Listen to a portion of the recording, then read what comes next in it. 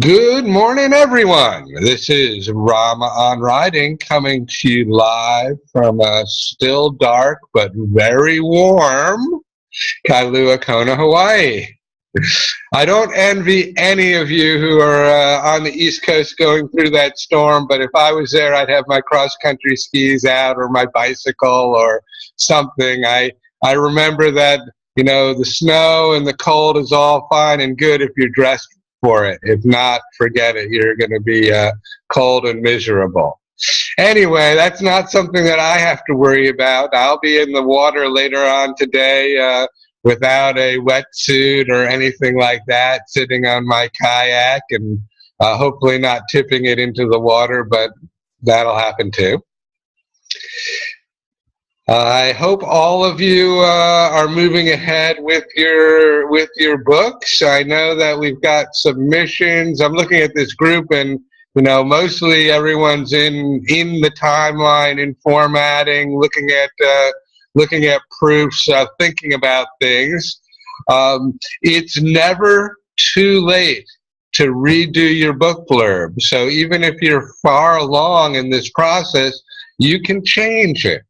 And you can have it released and out there and still change your book blurb.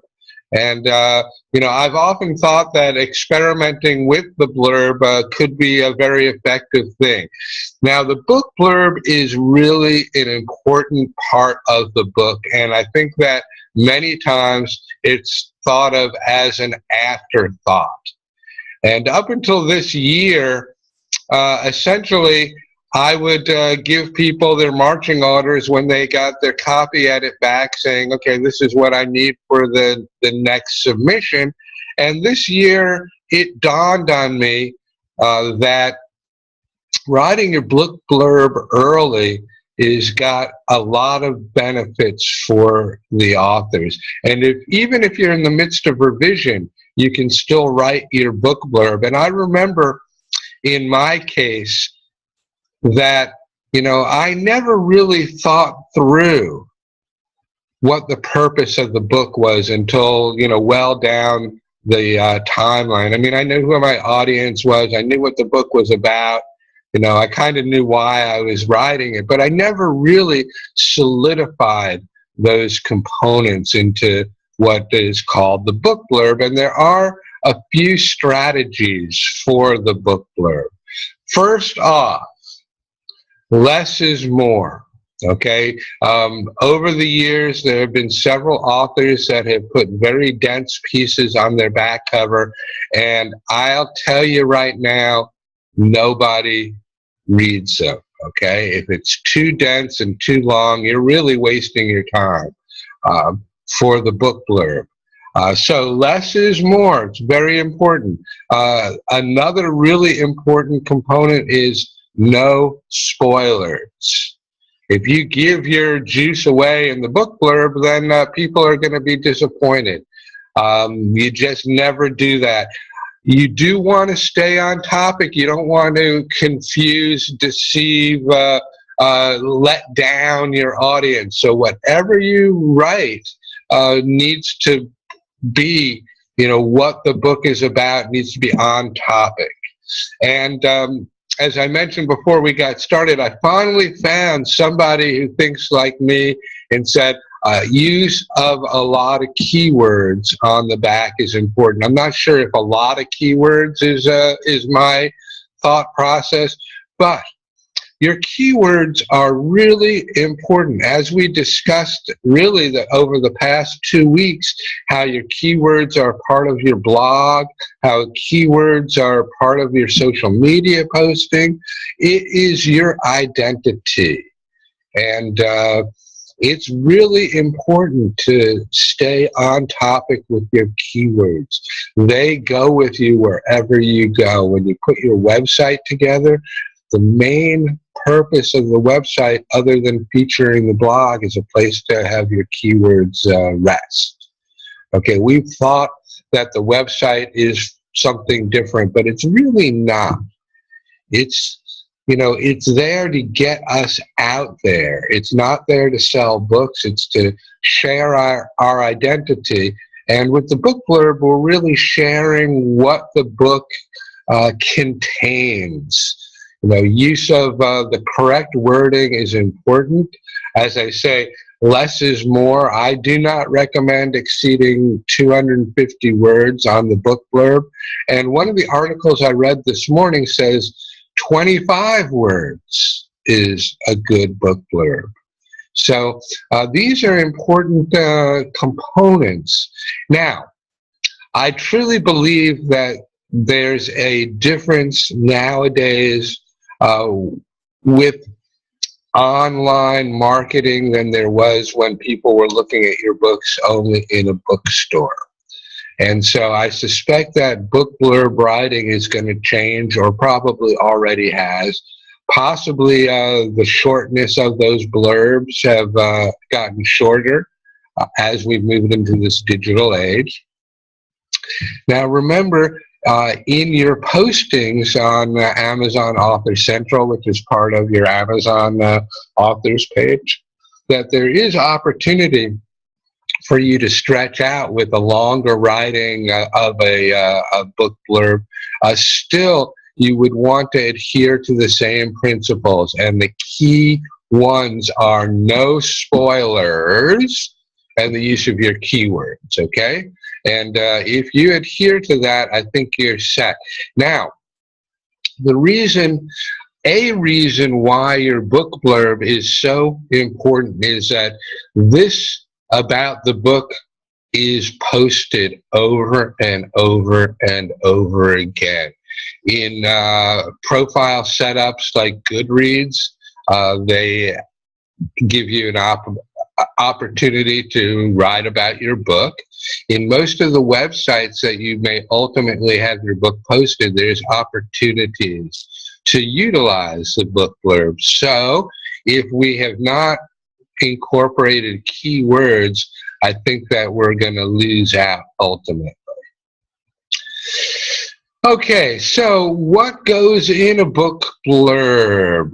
We do want to mention our characters' names. So, our human fairy, Clarissa, would get mentioned in the book blurb, okay? In Jill's case, the term human fairy would be absolutely necessary in the book blurb. In Dominique's book blurb, the term the Grand Canyon would be one that would be critical. Obviously, in Aria, the crystal skulls or crystal stellar skulls, and she's got a lot of options here because, are they aliens? Are they UFOs? Look at your audience to see. It's like you have to look through their eyes. What would they be looking for in order for your book to fill that void? And this is really hard because we're not our readers' eyes. We're very attached to ourselves. We're very attached to our book. All our books are great. Everyone would benefit from reading them, but there is a specific audience, and that's where your keywords and your readers' eyes are important. So we kind of have to step outside of ourselves. Now, one of the things that I read last time when I did this webinar on the book blurb was you want to stay away from cliche. Okay, cliches are really a cop-out, and we want to stay away. Very critical component here. The other thing, we really don't want to get attached to phraseology. Because it sounds good to us. If it's not meeting the needs of the reader, we're not really addressing the issue. So it's easy for us to get attached to some statement that we like that may not really be what we need. And the beauty of the book blurb is that it can be changed in our process. For those of you who haven't gotten into it, and I'm looking at our timeline, people, and really I think I have more than half of the audience here that have written the book blurb and are proofing their covers. You can change the book blurb. You know, what you write initially is usually not what ends up on the cover. So don't be shy if you read it and it just doesn't hit you like it did the first time you wrote it, then maybe it's time to change it.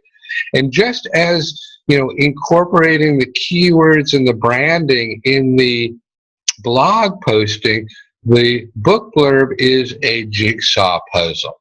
Okay? We have some parameters, short and sweet, no spoilers, use of keywords. You know, these are our parameters, but that gives us a wide open template to use. I mean, we don't have a lot of direction. Now, some authors on their back cover will choose to use testimonials, and that may be good, but don't use testimonials at the expense of the book blurb. Just because we've got people that say good things about our book, that's not going to be a replacement for what the book is about in 25 words or less, or 6 words, or 250 words. Okay, so it's not a replacement. And just like short and sweet for the book blurb, if we have testimonials, they need to be really short and sweet. The important points have to jump out quickly. The use of the ... is very helpful when somebody submits you a testimonial that's 2 paragraphs long, because I'm telling you, it won't be effective as 2 paragraphs. People will not read it. So you have to cut it down to, you know, a sentence and a half or half a sentence, you know, if you can. That way it jumps out. And that's what I was encountering as I was reading through some articles, is that people are scanning. They're not reading, so we want it to jump. We want it to jump out. There is some debate on the use of bold and bigger fonts and italics. Some people say that you want to shy away from them and not overuse them. Some people feel that by making something bold, it jumps out quicker to the eye. So if we do those sorts of things, make sure to do that with the most important components of that book blurb. Now, I posted a couple of articles this morning on the Facebook page, Rama On Writing. There was something called a book blurb generator. So there actually are quite a few of these links that I found online. So if at the first stage of this, you might go to one of those generators, and you might plug in some words that describe your book and see what they come up with. You might get some good ideas. I have not used them, so I don't really have a clue as to how good they are, whether one's better than another. But it is a place that you can start. We all have to start somewhere. And for those who are still in revision, for those of you who are in the early stages of this process, it's time to write that book blurb. It can help you zero in on what your book is about. It'll help you stay on topic. So as I say, I truly believe that if I had written my book blurb early in my process, the book would have been better and more on topic as a result, and I would have known what I was doing. Now, book blurbs, especially short ones, are very important for you to be able to roll off the tip of your tongue, because as you talk to people about your book, you want to be able to tell them with confidence what the book is about. You want to be able to make sure that you're not giving spoilers, that you're teasing them. You know, your job and the job of the book blurb is to encourage people to buy the book. Okay, so this is our first step in marketing. And I know when I mention marketing, half of the group, shuts down immediately because that's not our forte, and we're still resistant many times for the marketing or about the marketing of our book. But we do need to step up to the plate. Otherwise, all we have is a book and we don't have a marketing component behind it.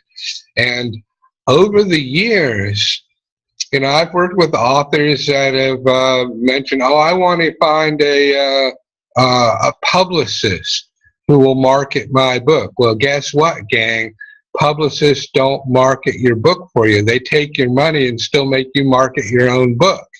So regardless of how you want to slough off this responsibility, we all are marketers if we're really going to make a go about writing our books and either making a hobby business or a real career change. Marketing is a critical component, and we can market. We can all step up to the plate, and we can do this. All those really good marketers started somewhere. Well, let's all get started with it. And when I say let's, that's for my ears as well. That's not just for you all. Marketing is part of my game as well. And, I probably have less excuse than any of you because, just because I'm busy and I'm working with all the authors, it's easy for me to say, oh, I don't have time for myself. Well, none of us have time for ourselves if we make it that way. So, book blurbs. Jill, it's time for your book blurb. Amy, it's time for your book blurb. You guys, have an opportunity to do something that many of us others didn't do. So don't ignore it.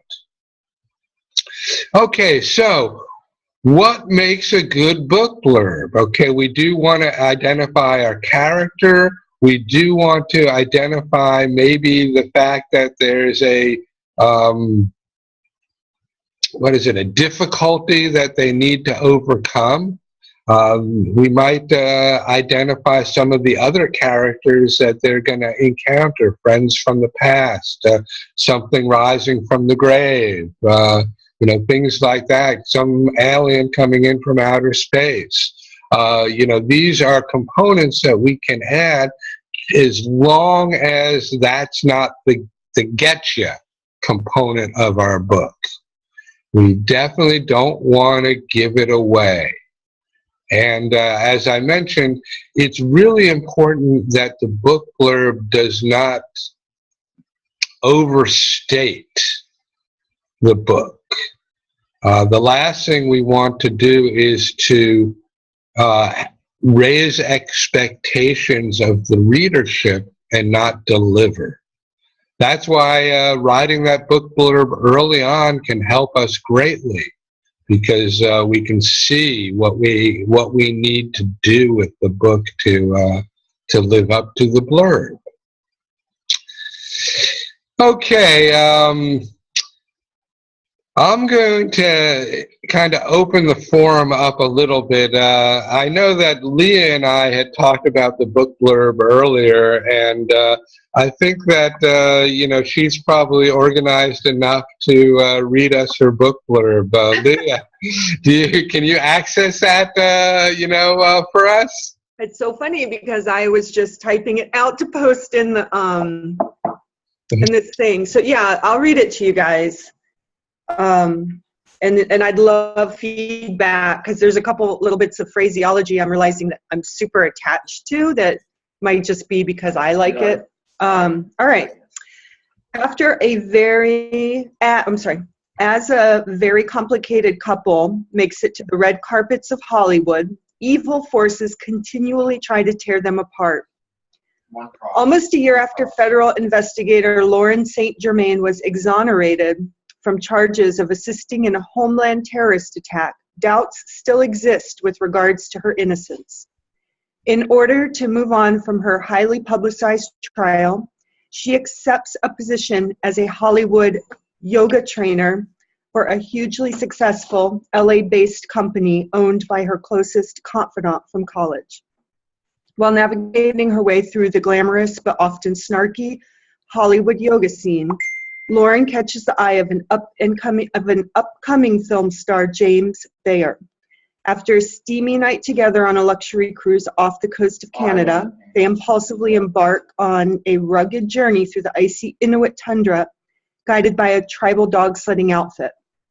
It is there, under the prophetic northern lights, that Lauren discovers she is the target of an ancient supernatural threat. Back in the cutthroat world of the entertainment business, others come into play who covet the strong connection between Lauren and James. These individuals will stop at nothing to sabotage their relationship. Threats and intrusive tactics made by both a friend to Lauren and her former boyfriend take a hard toll on the trust she desperately seeks to earn from James. Will Lauren and James be defeated in their attempts to turn passion into a life together? Will James's challenging road to the A-list harden his ego and shut down his capacity for love? Fans of Sylvia Day's with this multi-layered plot that keeps the readers on their toes to the very last sentence. This is under 250 words, and it's on the back of the book. And my thoughts are to take out some of the adverbs. And I also need to put in, because what I'm hashtagging the most right now for this book is the Saint Germain Curse, Northern Lights. I got that in there. I have the names, Lauren St. Germain, James Bayer. I'm hashtagging them both right now in all of my blogs. But that's it. I love any feedback. Leah, what, before I unmute Jill, what is the part that you're attached to that you're thinking may not be appropriate? The glamorous but often snarky. You know, I actually like that, to tell you the truth. I think that's good. That's cute. It does seem to run a little bit long, and I know it's not the words. It's something to think about. I'm not sure why. Okay. I'm going to unmute Jill since she had her hand up first, and then we'll go to Anaria. Okay, Jill, what's your comment? Okay, I would delete the first sentence and start with the second sentence. I don't think the first sentence is important. I think you could start with the second. Okay. Then that middle section, I would cut by 50%. Yeah. It's and I agree with you. You've got too many, I guess, are they adjectives or adverbs? Adverbs. Yeah. Yeah, you got too many adverbs. You got too many. Huge, very, the very, got a lot of, get rid of those, the huges. But I think you just got, send it to me. I will. Yeah, send it to me. The other thing I wanted to, that I'm kind of working on with it. So all of the things, the elements in this blurb do not have anything to do with the gotcha, with the, the cliffhanger. The cliffhanger of the book is you don't know if she's a divorcee or married, or you don't have the details of whether her involvement in the Homeland terrorist attack is real. That's all in the second book. And as I was reading it, I just realized that this blurb sounds like that it's giving away the gotcha of the book about the curse. Does that make sense? But so that's another. Sounds like 4 books to me. I mean, it's very dense. I mean, you could easily, I think, get rid of a lot of the middle part and still grab your reader. Okay. Because that second sentence got me, and then it was just a lot, too much information, and then I liked the end when you're talking about the romantic thing. Yeah. Thank you. Anaria. Hi, Leon. Hi. You've got some good information in there, and yet it felt like if I were reading this, I think you would have lost me with too much in the very beginning. I would take the, I think it's the sled ride. I'd put that right up at the top. Well, especially because look, the whole cover is the Northern Lights. So maybe just keep the. But it's like that's what grabbed you. It's like nobody cares about the yoga, about the first few. Actually, to me, the first few sentences, it's like yeah, and then all of a sudden you go into that. It's like what? It's like what's this? But that was way down towards the bottom, and you might have lost me at the beginning. Like, nah, this looks boring. And whereas it sounds juicy enough that you could just reach out and grab them with it. Okay. So I kind of like that idea a lot because the turning point, even though the whole dog sledding trip, the whole Northwest Territory, Inuit, supernatural stuff, it's kind of in the almost the middle of the book, but it's really the pivotal part of the book where you learn a great deal of information that sets you up for the sequel. Yeah. And so I agree with you. I feel like that should be I'd bring that in and definitely bring the supernatural idea right in with it. And so here's another question I'm wondering about is that this is definitely an adult-only book because there's explicit sex and drug use in it. Do I need to make that clear? I mean, I know referencing Sylvia Day makes it clear to Sylvia Day readers. Do I need to reference that in the book blurb so this doesn't? Before she read it, she's like, "Oh, I'm going to give it to my daughter to read first," and I was like, "Don't do that." Yeah, don't do that. Is that a necessary? Well, you could put that maybe towards the bottom in the entanglement of sex and drugs and rock and roll. You know, like just kind of tie that up because then right there you're saying it. Okay. And so that if, let's say, if I had it, I would think, oh, and I don't have a daughter, but I would think, oh, I don't think I want her to read this, but I want to read this. Yeah. Okay. So then you've at least put it out there. Okay. And you don't have to say this is explicit. Yeah. We just weave it into the blurb. Well, right now I'm using the word steamy night, passionate romance. Do you think that's enough? Yeah. Okay. Yeah. All right. You know, Leah, why don't you do this exercise? Why don't you write a 25-word blurb? Really? Well, you know, because we've done this before. This is how we got to where we are with Leah. We cut it down and then we built it back up. So cut it down again, you know, and then we can build it back up as a result of that. Okay. And I think it's you know, again, this is an important exercise because you know the blurb is an important component, and it does need to grow as we understand our book better, okay, and we understand our marketing, okay, and understand that you know, if this book is out, you know, it's published, that doesn't mean you can't change the blurb on the back of it, okay. And this is a critical component for all of us to know. You know, Dominique and Anaria's friend Christina changed her whole cover after the book was out.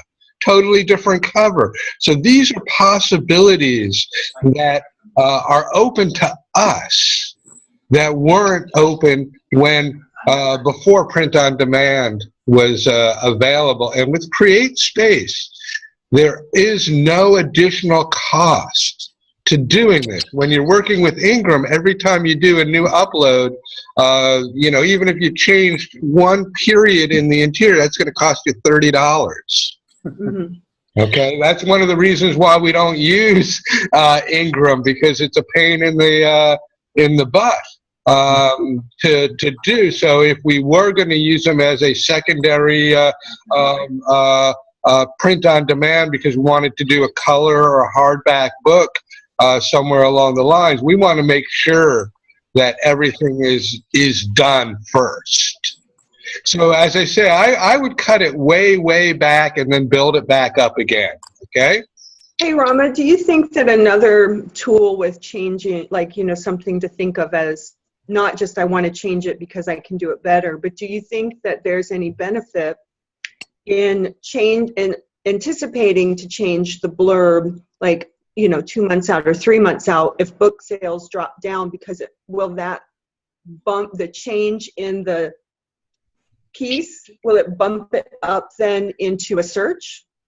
It could, you know, this is how I would look at it, okay? If in fact we've done this book and we're not comfortable that people are finding it, that we're not comfortable that people are finding it, then we might adjust our keyword, okay? Now, the next component about answering your question is that, hey, you know, this is good social media stuff, okay?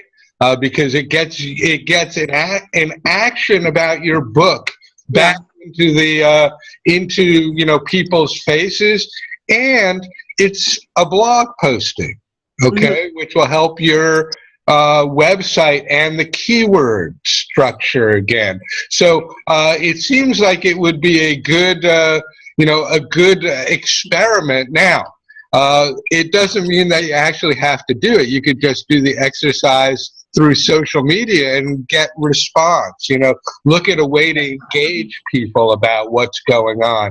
So there are advantages to playing with this component. So maybe like what I'm just thinking right now, just kind of brainstorming, is so I bring it down to a 25-word thing and then build it back up, but maybe build it, hold on, Chris, shush.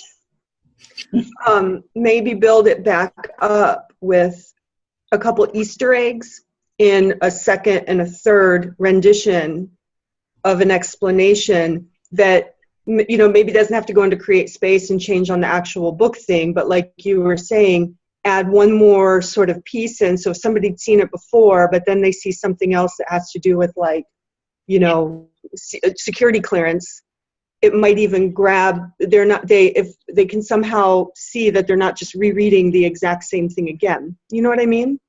What you're describing is a classic retailer strategy, okay? When I had a retail store, what happens is someone comes in the door and there's a line of sight when they come in the door and they see certain products.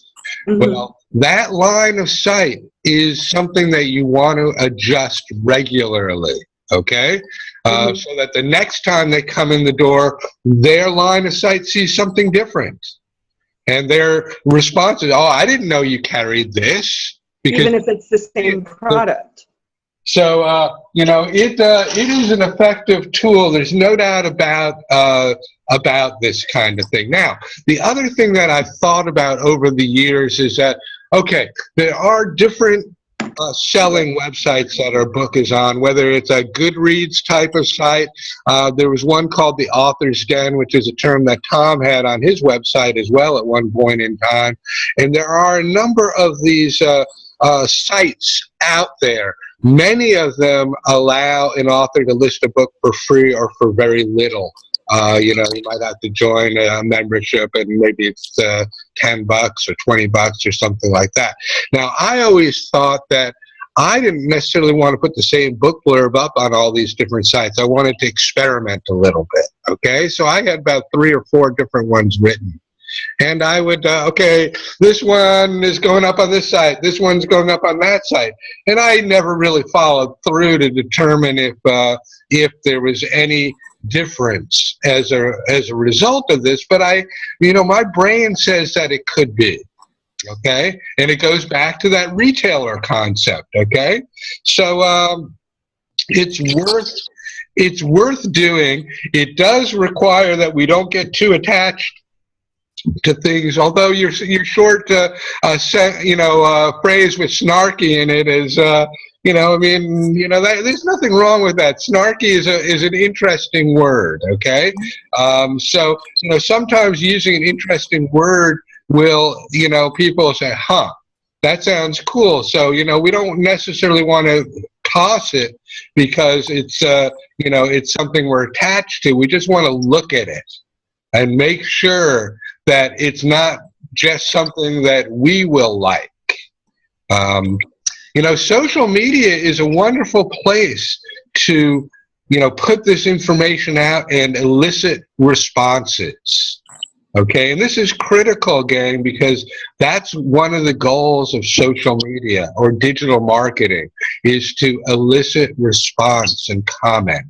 So, why not raise the question? One of the strategies for social media posting is to always, make your post require a short answer from people. What's your favorite movie that you've seen this year? And stuff like that. What's your favorite book? What's your favorite mountain bike? What's the best mountain bike? Things like this will elicit a response out of the people that are willing to respond, okay? And so you can get a conversation going as a result of that.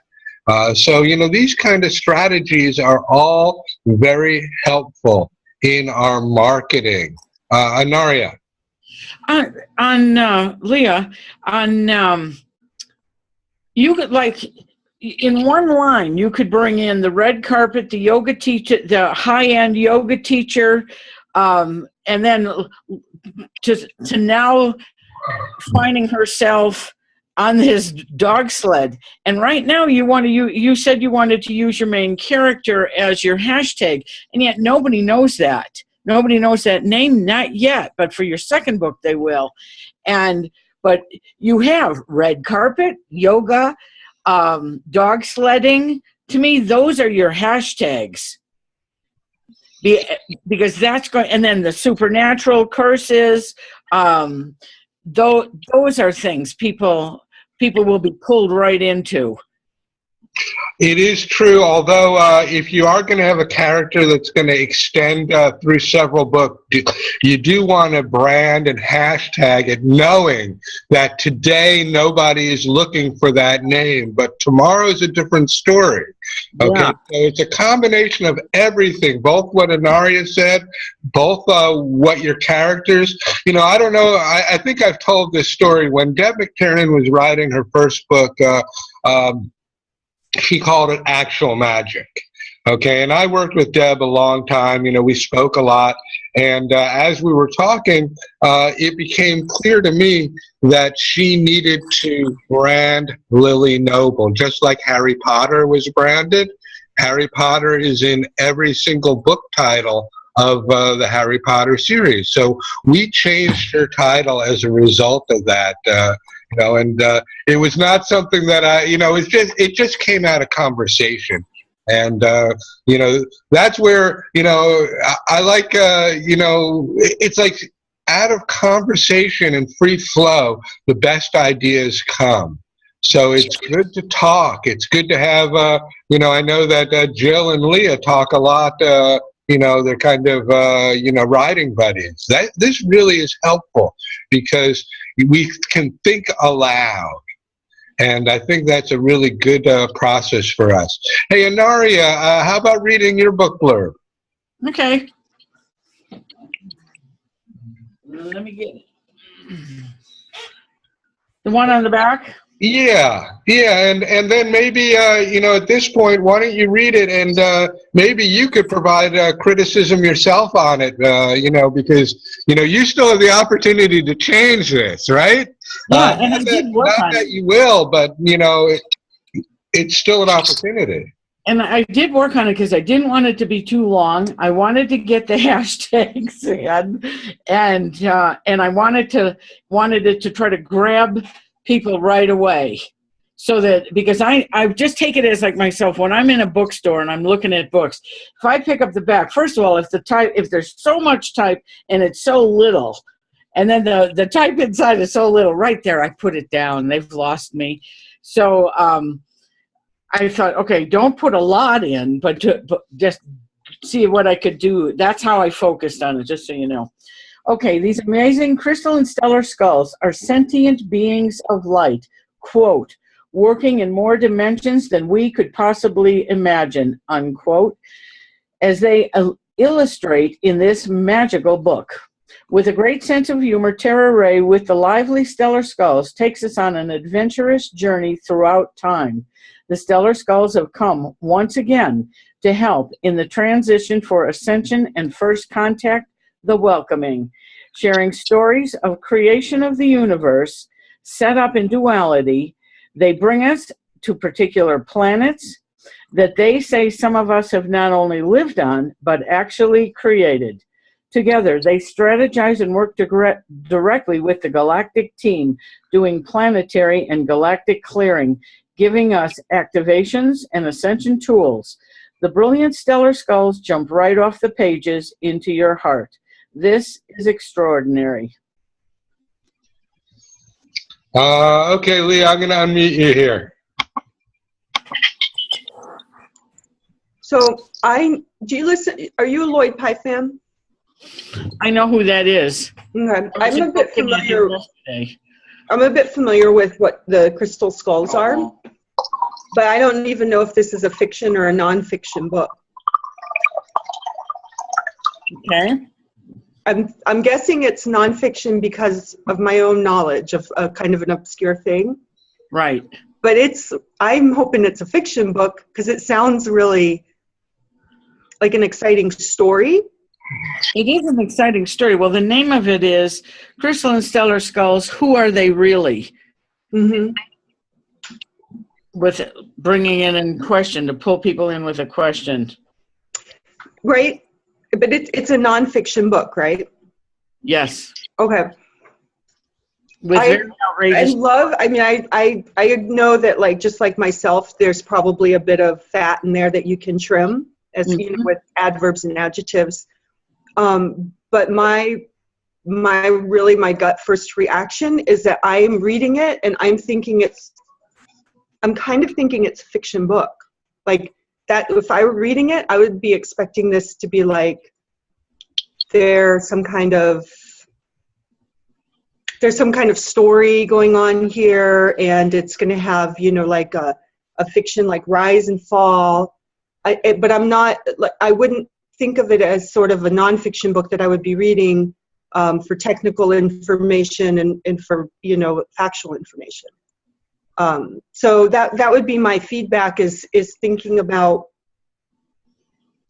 if you want it to sound like an exciting nonfiction book, there might be a couple ways you could rephrase it to hone in on research shows, quoting somebody, I know Lloyd Pye does a lot of, has a lot of information about the crystalline skulls, something like that, a location they might be, that would sort of read to me as more like, oh, this is nonfiction, this is informative.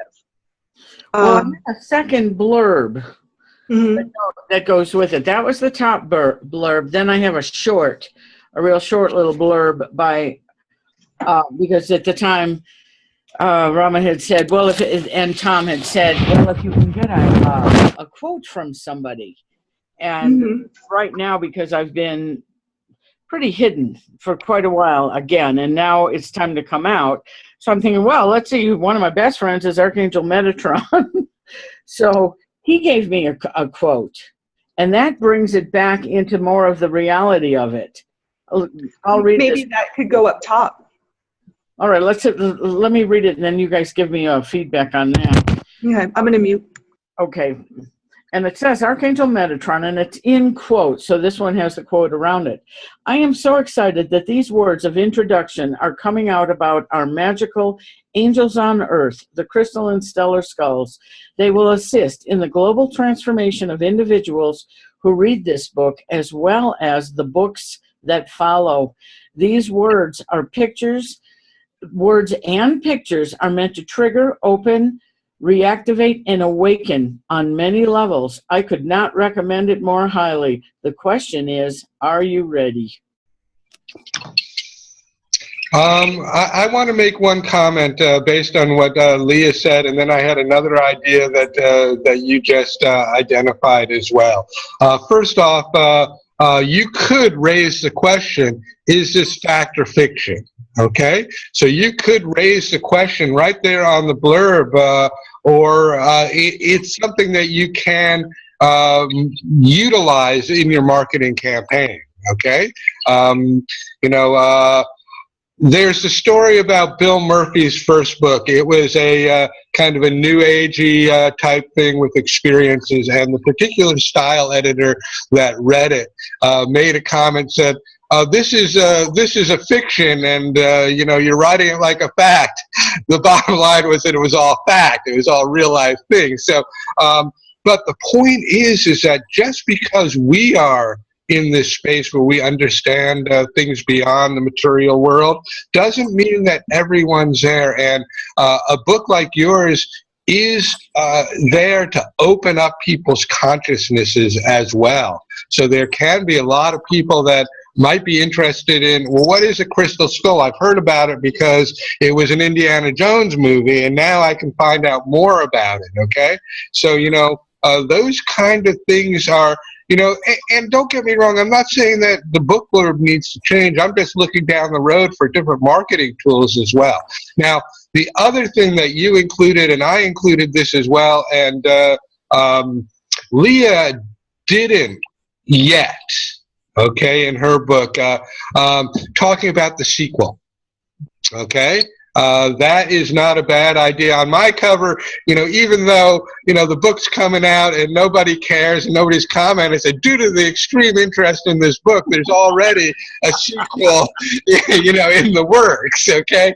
So we can toot our own horn a little bit here, but that's not a bad idea either, because there are a number of readers that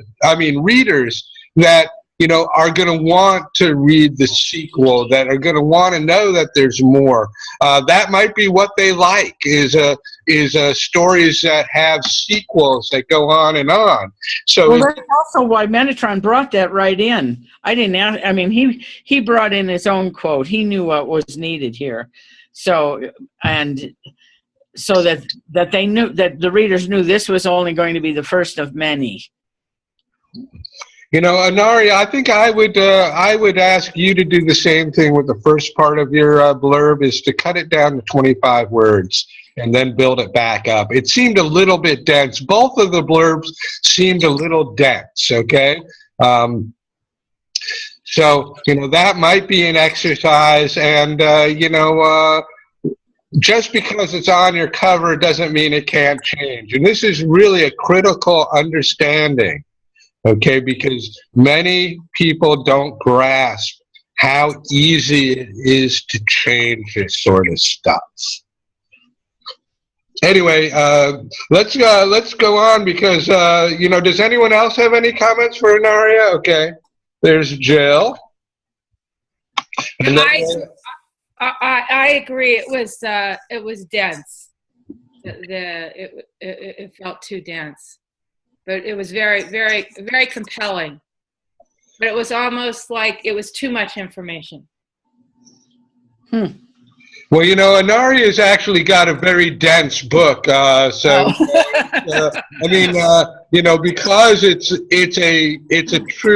it's a true story, so to speak. I'm not using the right words, but it is dense, and it's a lot of information, and it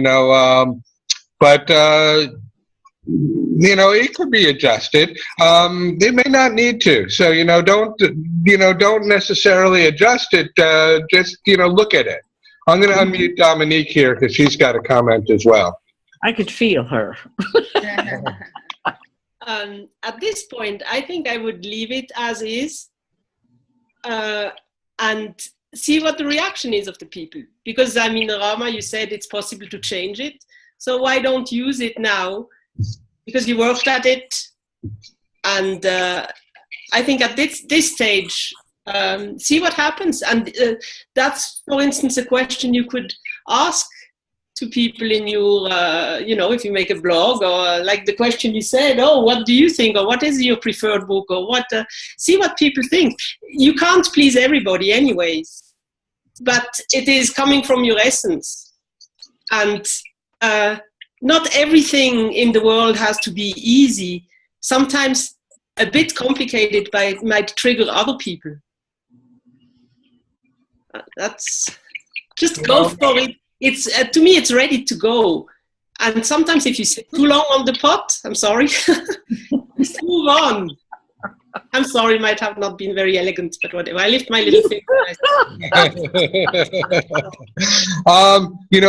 Good points here, because what Dominique is identifying is that there's an opportunity here, okay? And I want you all to understand that our process that we go through during writing this book is a wonderful process to blog about, to comment about, and we neglect this, okay? We disregard it. But, if you think about it for a moment, there are, for every book that we write in the Tom Bird group, there's thousands of people out there that want to write their book too, that may have started it, may be struggling, may not know what direction to go, may not have ever thought about writing a book.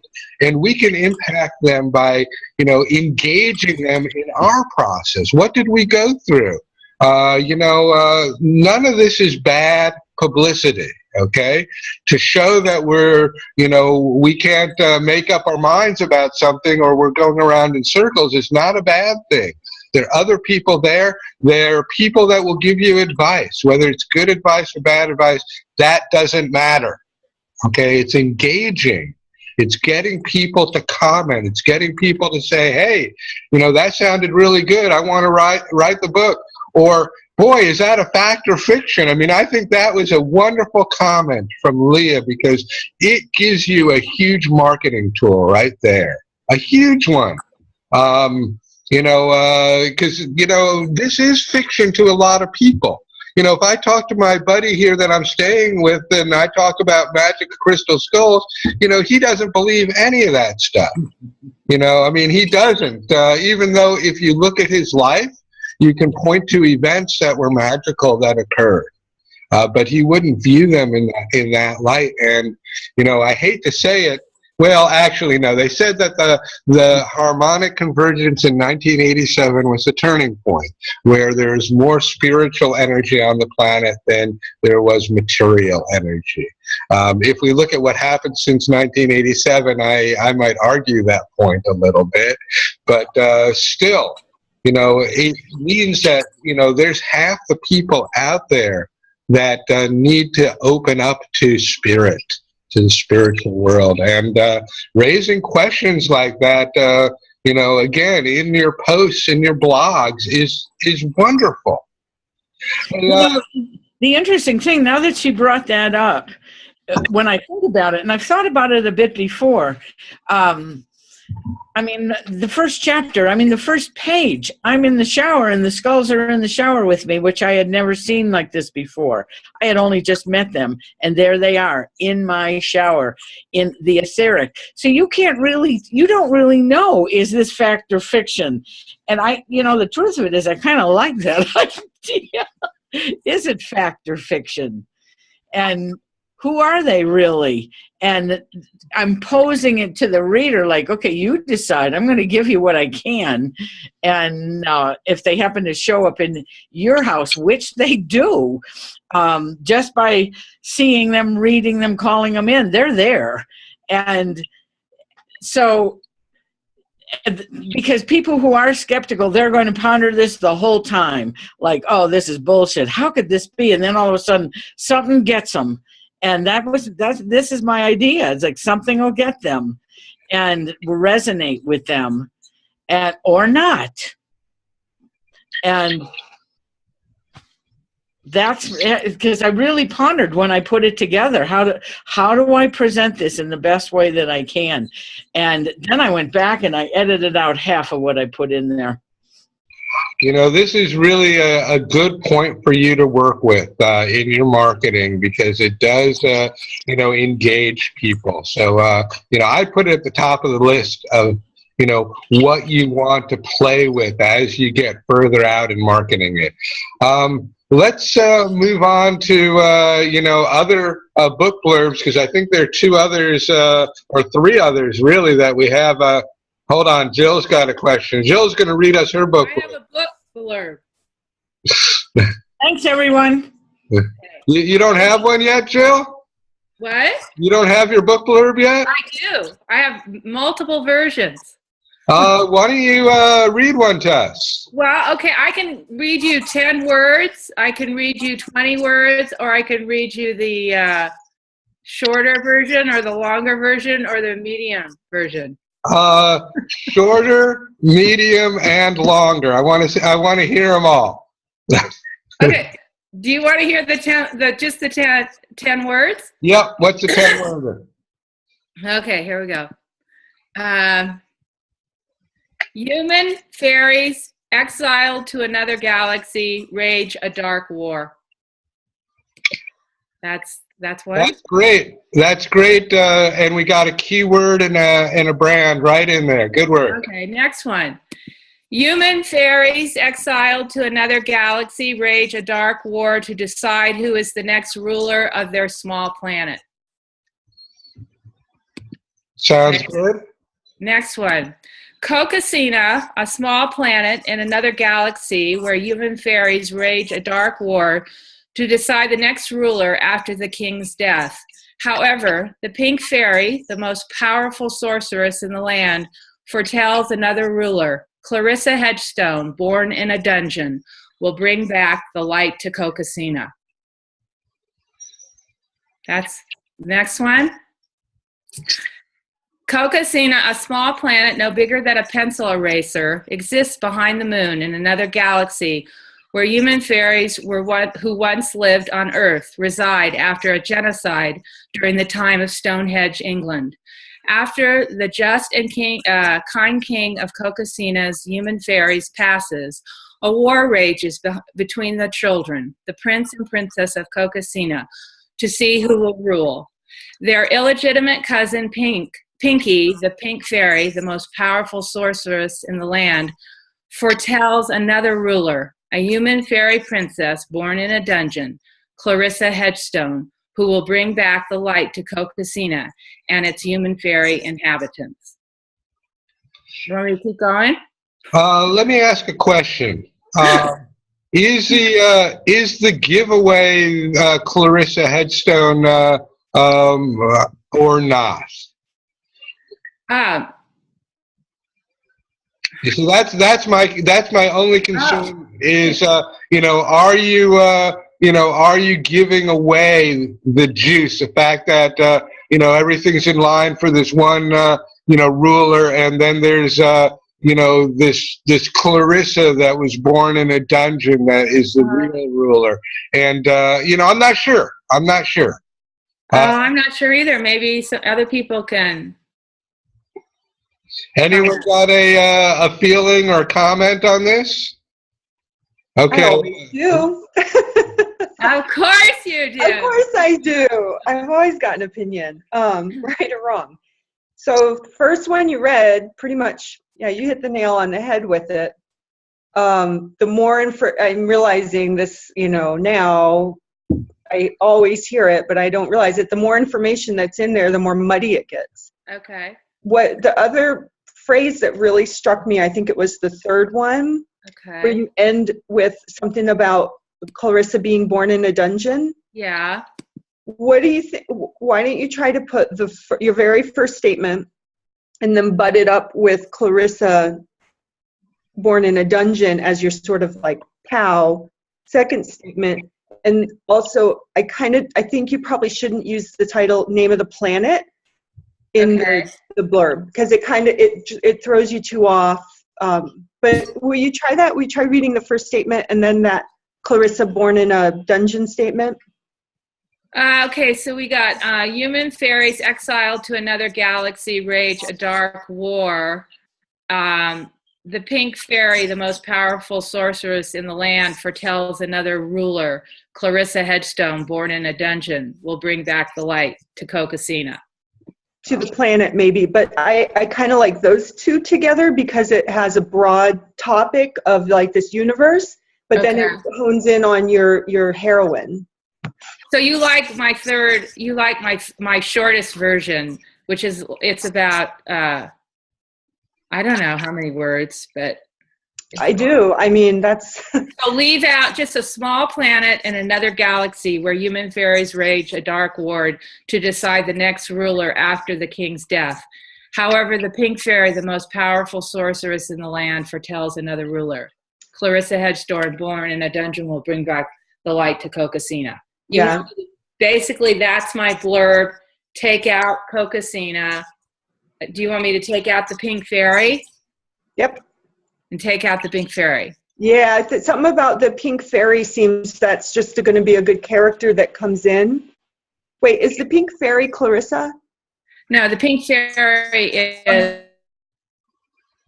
Seems like that's just going to be a sort of like a minor character that's... Well, she's the major character of the book in the first book. Well, I still like, I'm going to stick still with it. I like it just as the punch on Clarissa. Because this is, because Clarissa is in the first book, Clarissa's a baby.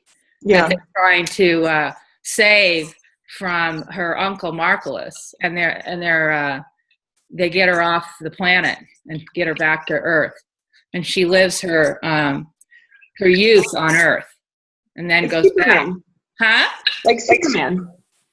Like who? Superman. Oh, okay. Yeah, probably like many characters. No, but what I'm saying is that even though he started as a baby, and his the other people, his parents back on Krypton or wherever he was, were more of a focal point in the beginning of this story. Mm-hmm. It's still called Superman. Mm-hmm.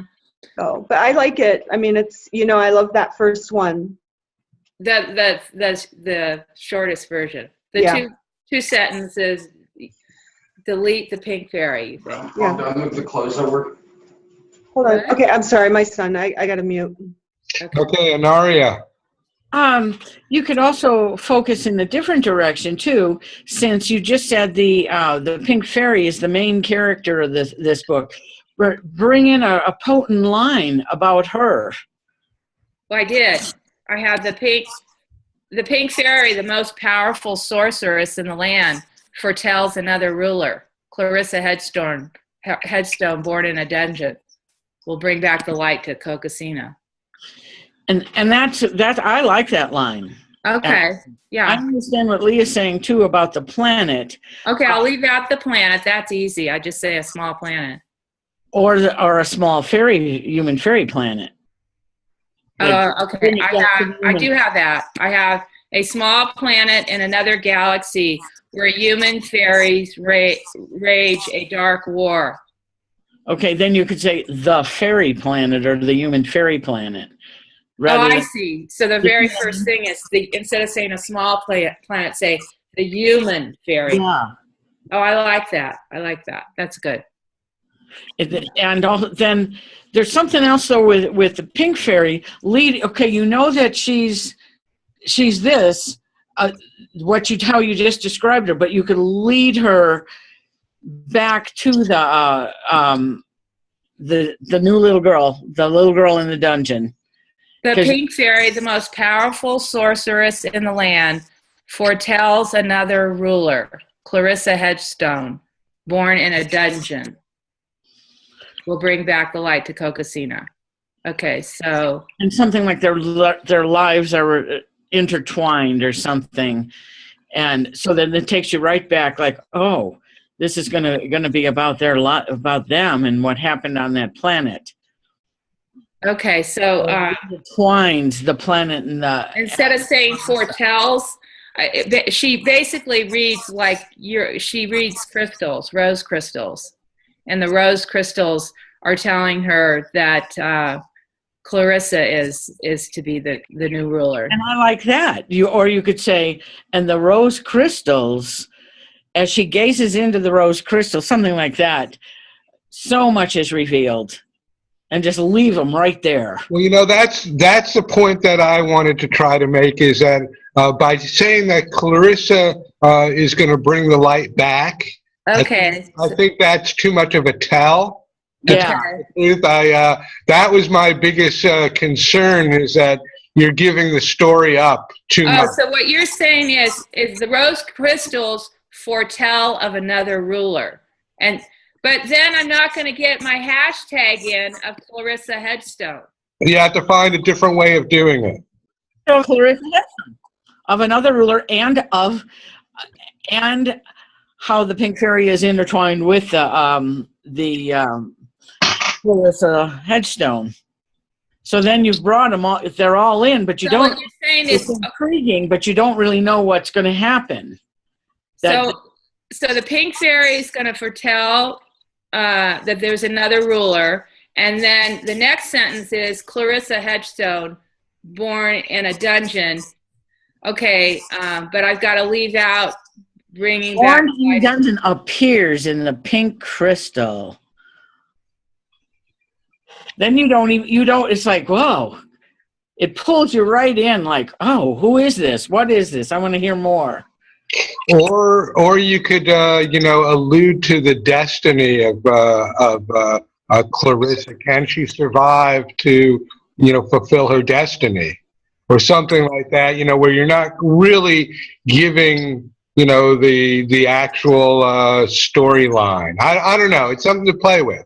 Okay, so what you're saying is instead of saying that she'll bring back the light in Cocosina, which means it's a done deal, you're saying this is a Clarissa Headstone. She's born in a dungeon. Will she be able to survive to fulfill her destiny? And that's where you can bring in the pink crystal. I already did. Okay, the good. sorceress of the land, the rose, the most powerful sorceress in the land. And then I'm just adding in the rose crystals foretell another ruler. And then it's Clarissa Headstone, born in a dungeon. Will she be able to, survive to live her destiny or something like that? And the pink fairy sees Clarissa Headstone being born in a dungeon. And then you just leave them. It's like, oh, wow, who's Clarissa Headstone and what's going on here? Because it pulls you right in. You want to read more. Okay, so that the pink fairy, the most powerful sorceress in the land, she sees in the rose crystal another ruler. But Clarissa Headstone has just been born in a dungeon or something like that. But Clarissa Headstone was just born in a dungeon.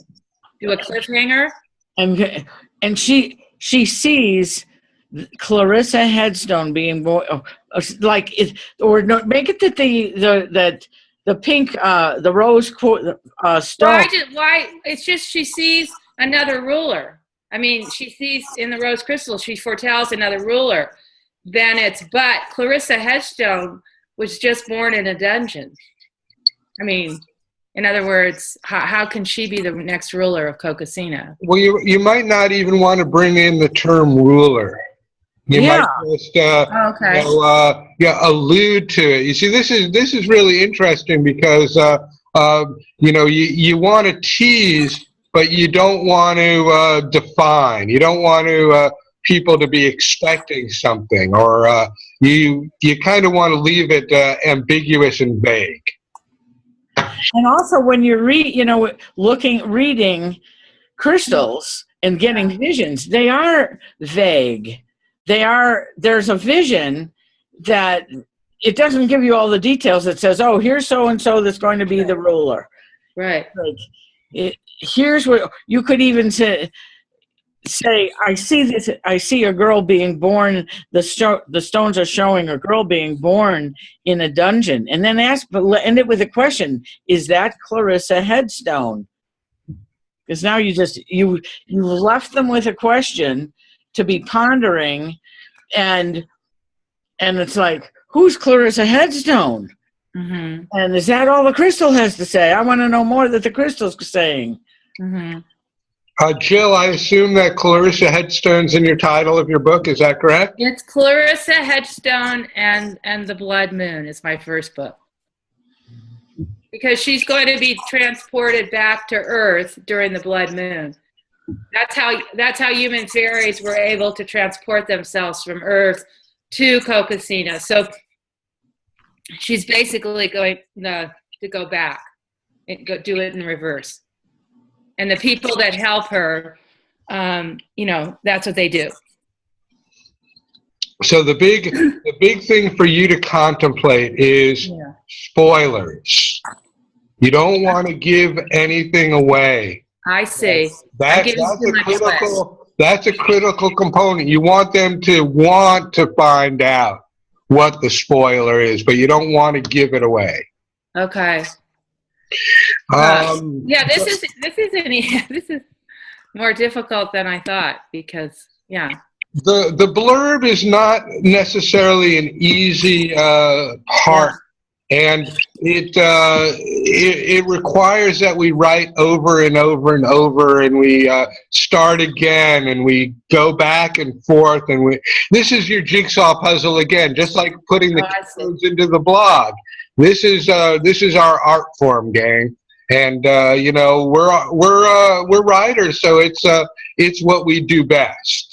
Okay, so that's just where we are. I'm going to move on and see if we can get Darnita to read her book. Thank you, everybody. Welcome. Thank you. Appreciate it.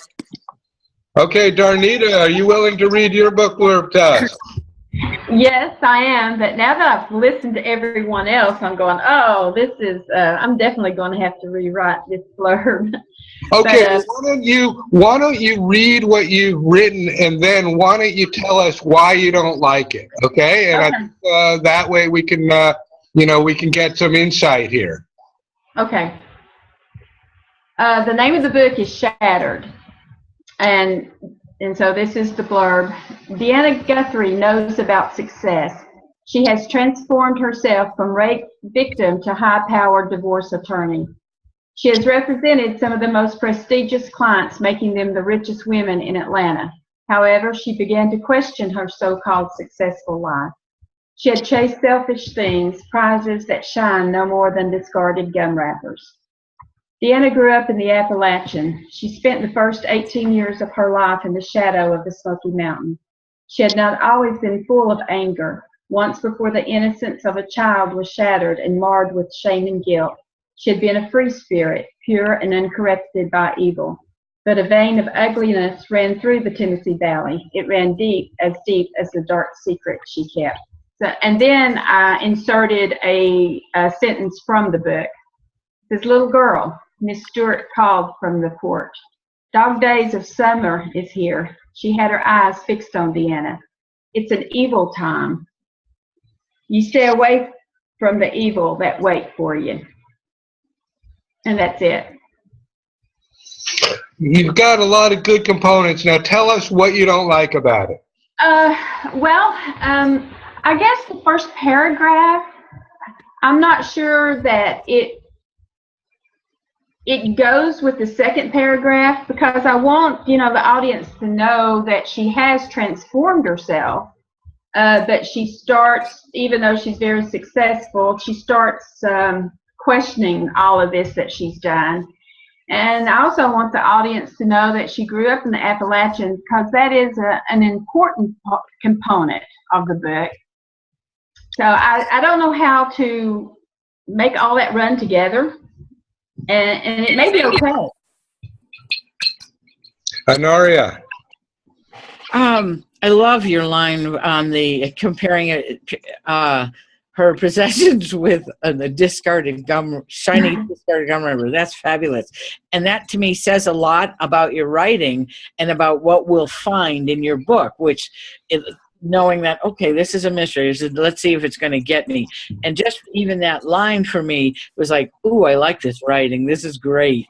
And the last line is all that you put in about stay away from the evil, and you could tell it sounded like a black woman. She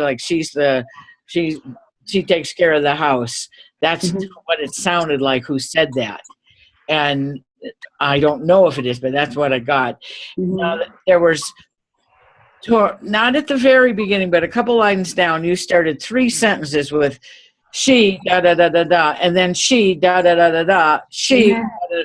I would change that. I think you could take at least 2 of those and just take them right together. Okay. Instead of starting all 3 of them with the she.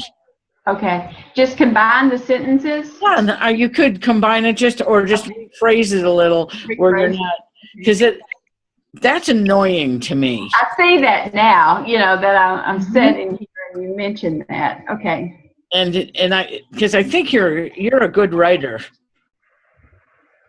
and I like how you phrase your sentences. Okay. So, but that like chops it. It like cuts it off. So go back to 25 words and then build up again from there. Okay. And, see what happens. This webinar was for you, Darnita, since you're right at that point in time. You and Leah are both, you don't have a finished product yet. So this is a perfect time to adjust your book blurb. Let's go to Dawn real quick because she's right there. Okay, Leah. I just want to tell you, Darnita, I can't wait to read your book. But, the quote you pulled out from the teacher saying something. It was one of the, she's got a very small part in the book, but she's an old Appalachian woman that lives in the mountains that has, she has the ability to see things. Well, if what you might want to play around with that struck me the most was that quote. That quote drew me in more than the descriptions did. Something about that quote made me sort of like, oh, what's going on? And sometimes the descriptions, after a while, for all of us, the descriptions of our book, they can be a little redundant and just, they're already in the book. But that quote really piqued my interest. Oh, okay. I would agree with that. That quote was the high point of your blurb. So why don't you work around that quote, put that quote there, and then see, how you might adjust some of the other verbiage that you got. Okay. Let's unmute Dawn because she's right there also. Dawn, how about your book blurb? Are you willing to read that? Sure. And I'm sorry I got called away, so I've missed a lot of this. So here's my blurb, and it's nonfiction. I wrote a nonfiction book. Each family writes its own story, its own way of living. A family has exactly the same opportunity as an author. That is, to be willing to step up and into its own voice and share it with the world. It is where courage and the beauty of legacy shine. Family, Reimagine and Thrive, is the invitation to step smack dab into the challenge, the messiness, and unbridled freedom, joy, and energy, to design a family that is magnificent. It is, to use a metaphor of our culture, creating a startup family, a family that dares to be fully authentic in architecture without apology or compromise. You are invited to allow this book to be a catalyst and provocateur as you sink into the words and invitations to action with an open heart and mind. Dawn, first thing that I'm going to say is the key and the best line that in your blurb is creating a startup family. Okay, yes. That is actually a wonderful component, and I think that might even start the blurb with that. Okay, that was originally the title, but there was a lot of worry that it wouldn't be shelved right. That people would think technology immediately. So interesting, ambiguity. What is the title of your book? Pardon? What is the title of your book? The title is Family, Reimagine, and Thrive. Anyone have some comments for Dawn? This is a more, it seems like this is a more factual type of endeavor than, Anaria's is factual too, but she raises a question with hers. Dawn is writing a, kind of like a guidebook for family here is what I sense. What I sensed initially is that the first two, read me that first two, time, like start again from the beginning, read the first two uses of family, and then the third one is the one that it got me, okay? I say the third one is more potent than the first two. Okay. Each family writes its own story, its own way of living. A family has exactly the same opportunity as an author. That is, to be willing to step up and into its own voice and share it with the world. It is where courage and the beauty of legacy shine. You know, that second part, I mean, that's very nice about the legacy and things like that. I think that maybe get rid of the first sentence or the first use of the word family, even though it's very nice. You know, what I would do is what I recommend to everyone else is I would take it down to 25 words and then build it back up. Mm-hmm. Okay. Great. I'll play with it. Play with it. You know, this is something I don't think that up until now we've really devoted enough attention to. Right. In all seriousness, it's a really important component. Anaria. I have to be blunt about this and honest. There's nothing that's grabbing me here. Okay. That makes me want to read this. Mm-hmm. And that's what I'm looking for. Okay. It's like I end it with, and? What? What's she trying to convey here? Mm-hmm. Like, yeah, family is legacy. Everybody could say that in any form. Everybody's family is a legacy in some way. So what? It's like, I want to be grabbed, and you have those lines to do it. Mm-hmm. Otherwise, they'll put it right down, and you want to get them. And I would really think about the title. Start asking everybody, is this title grab you? Mm-hmm. Even the title. And really think about this, because you're at that point that those are really key factors right now. And you got to get them with that, or they'll pass it by. If it's not reaching out and like pulling you right in. And at the end, you also, it was almost like you told them they had to read it in a certain way with an open heart. So what you can do, Don, is you can think through the reader's eyes here and say, okay, what will people be searching for in order to find my book and to find it useful? And in that process, look at books in your genre a little bit. Look at their book blurbs. Look at their titles, and see what you come up with. It's not too late to change those components. Okay. So let's you know, and you may not need to. You know, just revisit stuff. Okay. It never hurts to revisit things. Or maybe a little subtitle with your title. I actually do have a subtitle. I just don't have it in front of me. Okay. Because the subtitle could pose a question or pull them right in from there. It's like, okay. I'll get it. I'll get it. We'll read it to you. Yeah. Put it, and when you get it, put it up on our little Facebook page. My subtitle is, so the title currently is Family Reimagine and Thrive. And the subtitle is A Short Guide to Inspire, You Can Take It From Here. I don't like that. How about, you know, like putting the startup family into the subtitle? Well, I will go back to considering the whole startup. It's, you know, there's a lot in the book about being a startup family rather than being a franchise family. What a great idea. Yeah.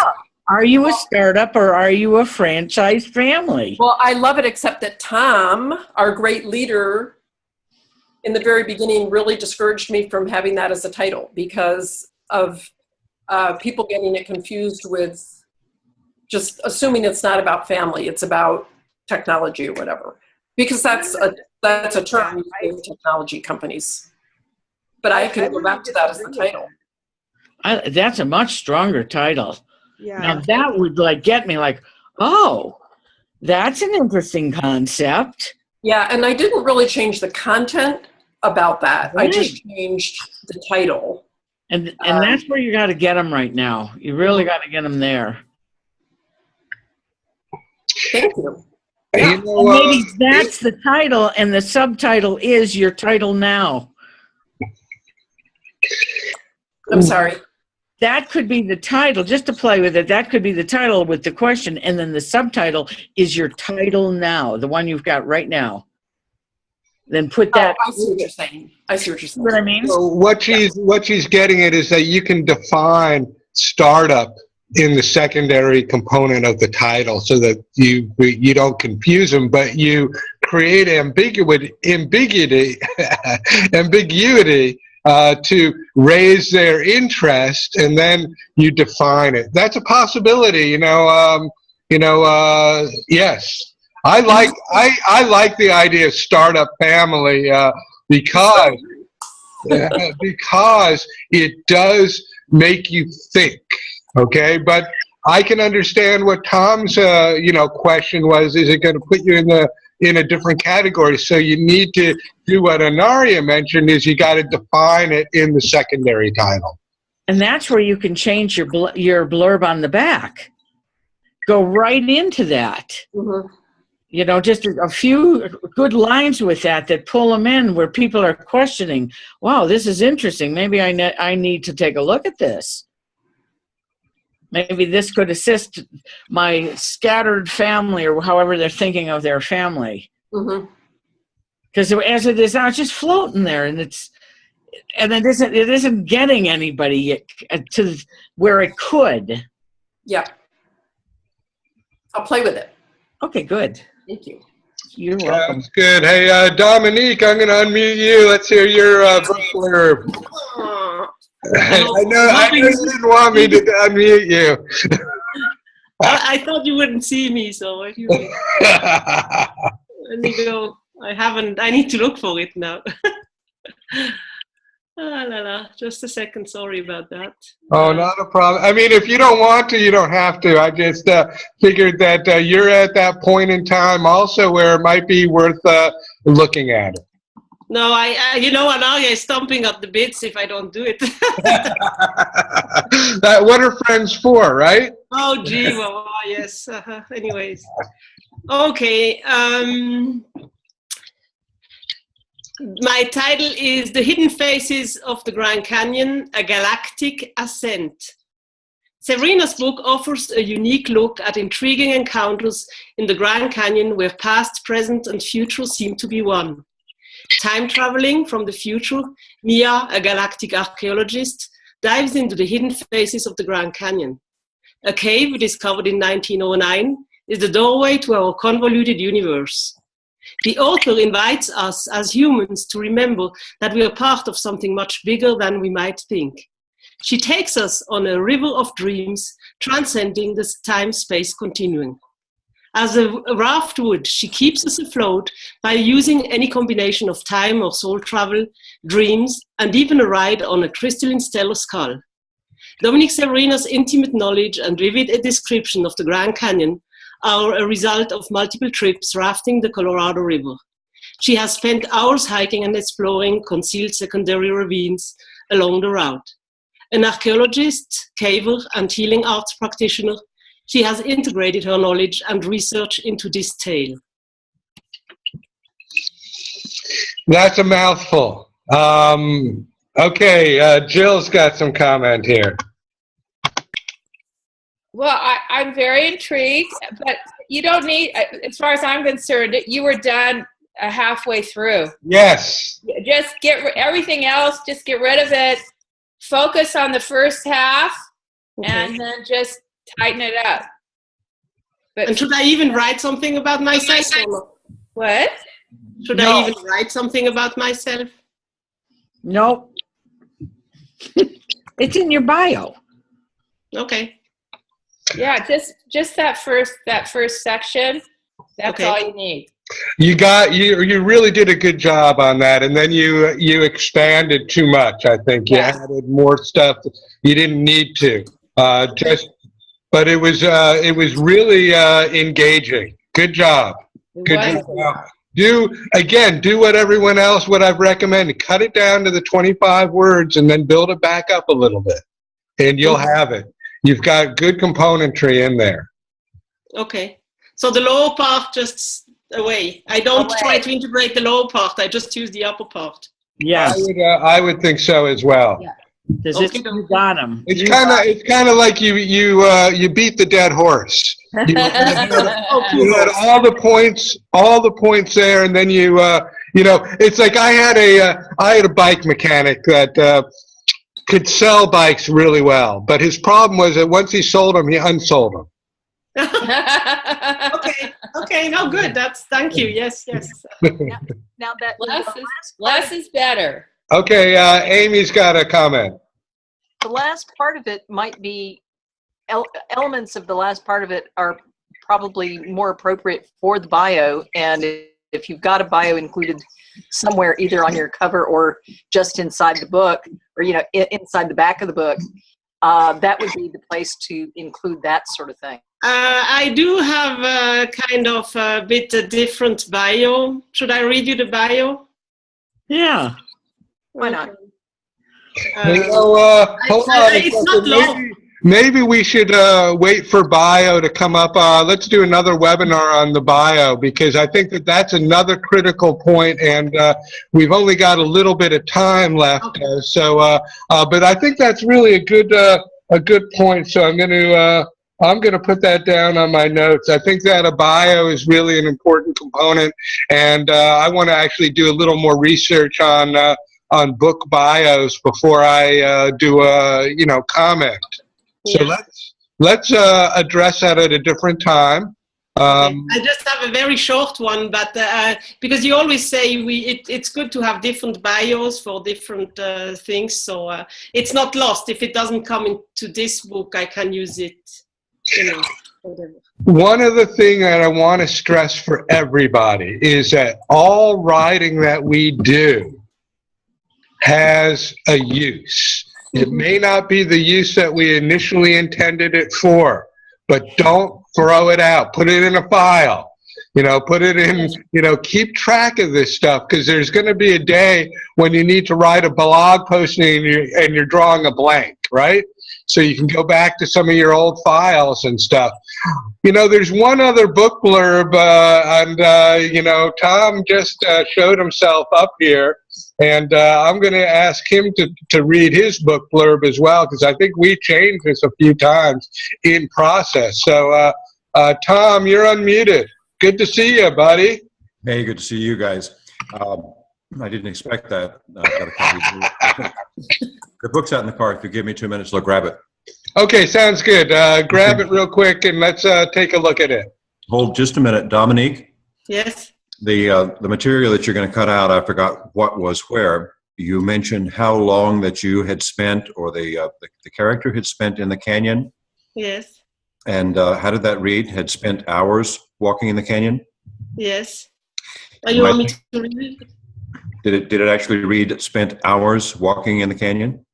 Yeah, now yes, I think so.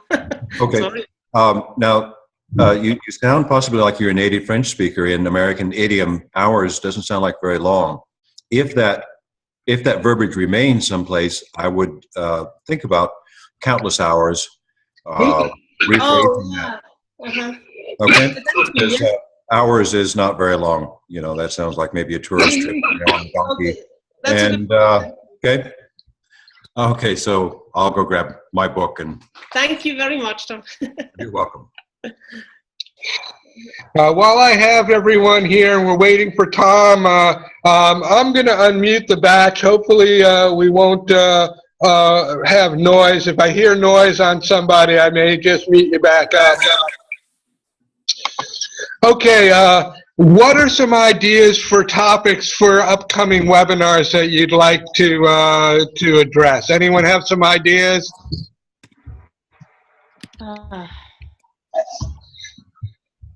Uh-oh, getting a blank. I can make stuff up.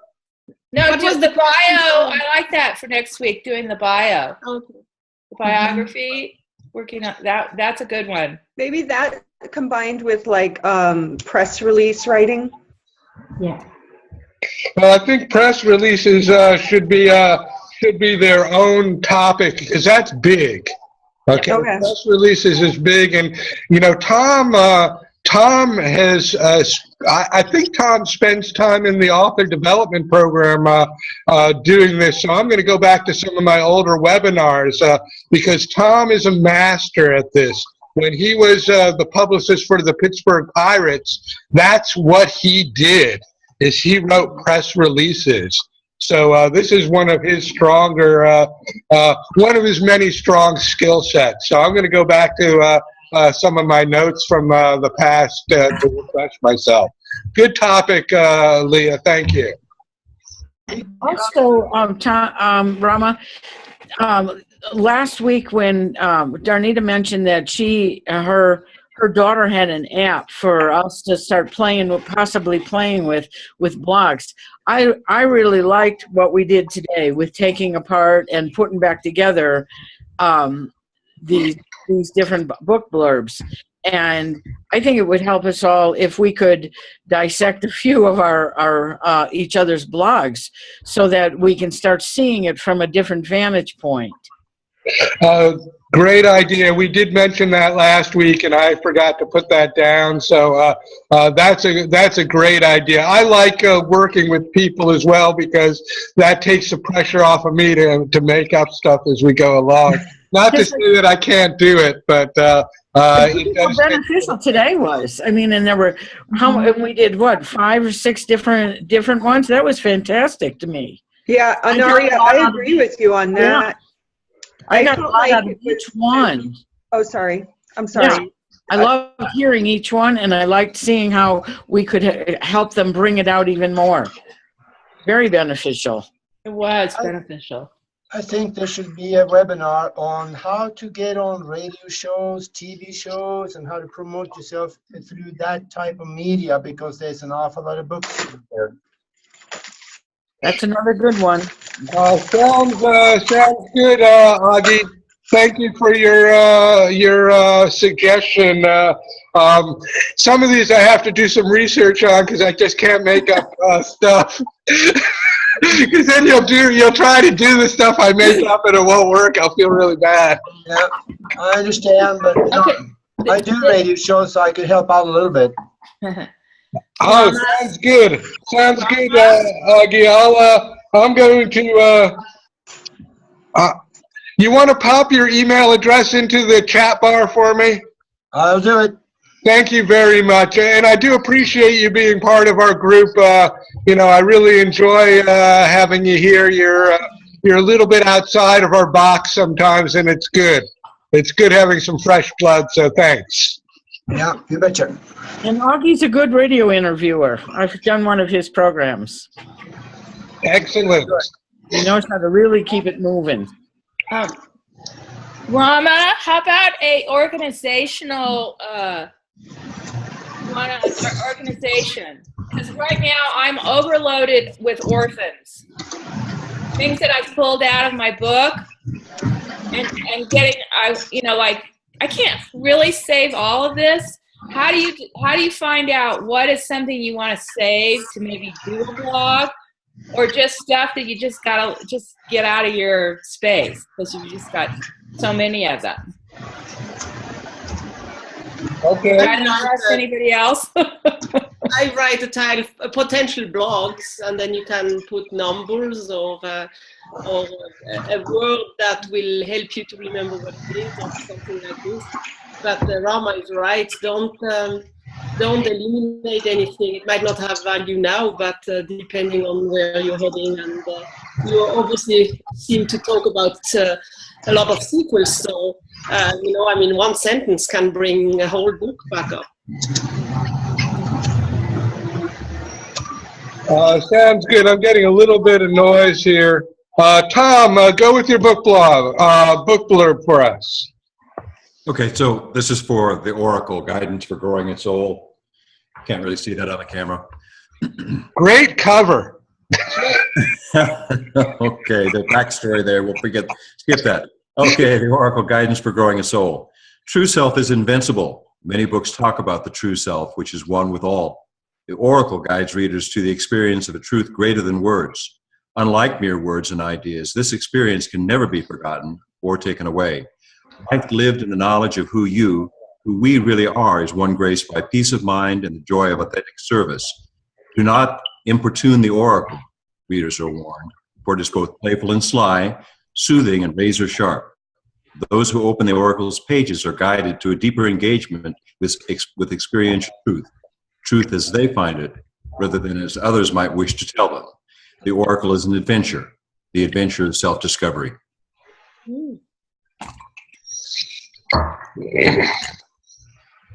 The only thing that I would perhaps do is I would reorder it a little bit. I think that I would put possibly, and we've done this before a couple of times, so, but you might consider, starting with the oracle warns or the oracle, whatever that sentence is. That's a possibility. I'll keep that in mind if we do a republish. We're about a year and a half late. But it's never too late, ultimately, if there is a reason to go ahead and do this. And we were talking about doing a smaller sized version, so maybe if we take that approach with you, we just, readjust that a little bit, Tom. Anyone else have a comment as a result of this?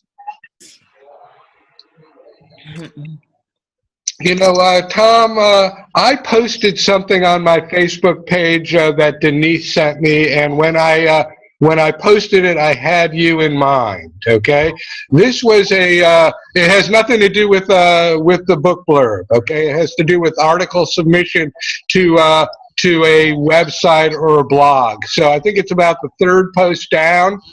Take a look at that. For all of you that are writing in a spiritual vein, this might be an opportunity to submit an article. So it would be more of the books like Tom's and Naria's that would be suited for this, from my feeling. But take a look at it. One of the things that we're going to get into later this year again is cross-blogging and finding opportunities where we can provide content for other people. And so take a look at that post. I can't remember which one it is, but you'll find it. It's in the first 3 or 4 posts that are on my Rama On Writing Facebook page. Thanks, Rama. I'll do that. Okay, everybody. It's breakfast time for me. I'll be back. I think we're going to either take a look at the bio or the press release next week. I'm not sure which yet. I'll have to make a decision. I have to research both of them. So unfortunately, I'm going to have to do some work next week. And thank you for all participation today. It really did bring our community together. Like Naria mentioned, we are going to do this with the blog posting. So everyone get blogs written and get them out there, and we'll talk about how to incorporate branding, keywords, where the read more goes, how to post, and then also look at how to link it back. Okay, blue links in a blog, which is a clickable link, is a huge brownie points from Google. Okay, so we want to try to build that in, and that doesn't mean we can't link to our own page, gang, or something of ours. So it's not that we're linking outside. There is a reason to link outside, but there's also reasons to link within. So just a heads up, we'll be getting to that again a little more detail. Thanks, everyone. Have a great Saturday. Thank you, everyone. Have a great weekend. Bye. Bye-bye. Have fun.